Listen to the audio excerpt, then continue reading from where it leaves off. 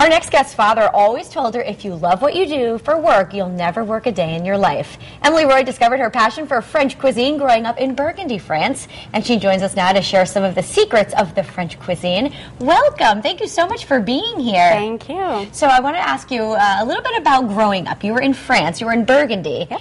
What was that experience like?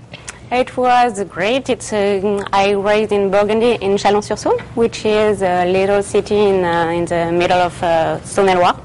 Okay. I don't know where that is, but it's 3 hours in the south of France, of Paris, sorry. And I grew up with my father is a great cook, so I learned a lot with him. And when we arrived here 2 years ago, I decided to start my own business, and I work in Trumbull, as a personal chef, and I offer also cooking classes. So talk to me about being a personal chef. Do you actually go to a client's house and prepare, or do you cook it beforehand? How does that work? No, I go in my client's kitchen and I cook everything from scratch. For the dinner, and I serve people, so people can be in the kitchen with me if they want to look to see how I cook, and after they sit in the dining room and I serve them like in a restaurant. Do you have to clean up after too then? I do. All right, what are we making today? So today we are cooking apple caramelized tatin tart, which is an upside down tart. So I've seen pineapple upside down cake. Is it similar to that? It's similar, but it's not a cake. It's a tart. It's a what? One more time? Tart. Oh, a tart. Gotcha. All right. How do we get started here? So we need a crust that I already prepared. Okay. We need some apples. We need sugar, butter, and that's it. All right. I always find the crust to be the hardest part. It seems like you have it covered though. It is, but when you have a processor mixer, you can put everything in the mixer and it makes the dough for you. Easier. Okay. Easier. Very good. So we need the mold. All right. We need the sugar. Should I put it in for you? Sure. I'm a big help. Great. And we need to put the butter and just all the pieces like that. You spread them. Okay. How much butter are we just covering? We have 125 grams, which doesn't mean anything for you. So one stick and 1 tablespoon. Very good. So, you want to do it? Sure. And we need to peel the apples. Now, is there a secret to peeling apples? Because I never have much left. Okay. To have a good peeler, which makes your life easier. So then, how many apples do you use for this recipe? It depends on the size of your mold, but you can use 3, 4, or 5 apples, depending on the size and the apples and the size of the mold. And do you prefer the red versus like a Granny Smith? What? No, not at all. It doesn't matter? Okay. No, it matters. It matters. It does? Yeah, it does. You need some firm apples.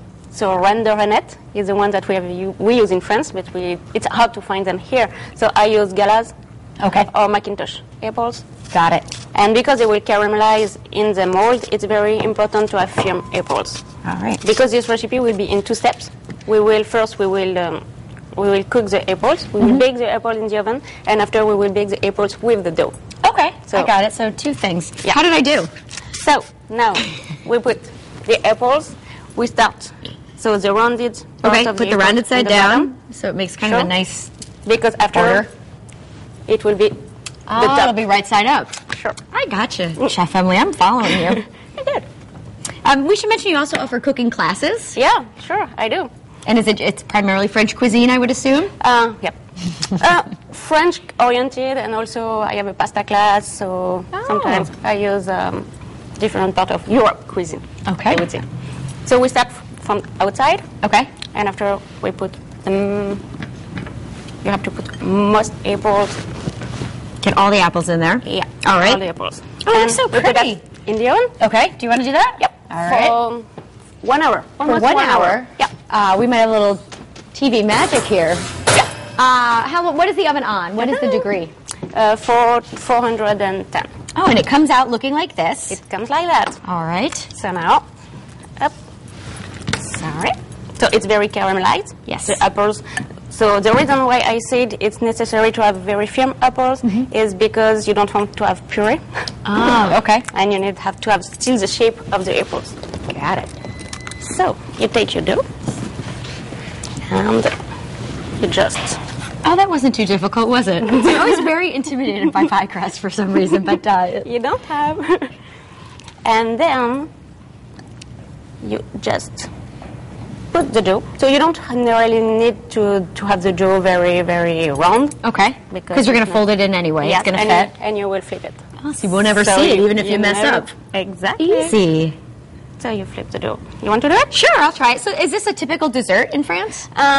Sure. It is not typical, but it's one of desserts that people love. And children like it a lot. Because you serve it with ice cream. Oh. And children love ice cream. Can't go wrong with that. And do you serve it hot, or is it better to have it cool first? Warm. Warm. So once the dough is in, you're going to put it back in the oven. Yeah. For 20-25 minutes. It depends on your oven. So it can, depending on your oven, for example, in mine, it's 30 minutes. Okay. So I prefer to tell you that, to say you that you have to check. Yeah, you don't want to burn it, right? After 25 minutes, you just check and you just, you see the color. Okay. And that's it. Perfect. Well, Chef Emily, I can't wait to taste this. We'll do that at the end of the show. Okay. And in the meantime, if you want Emily's recipe, just go to WTNH.com and click on Connecticut Style. So you'll stay with us, and we'll do the tasting. We'll invite Jocelyn over. Pleasure. We'll have a little party. Thank you so much for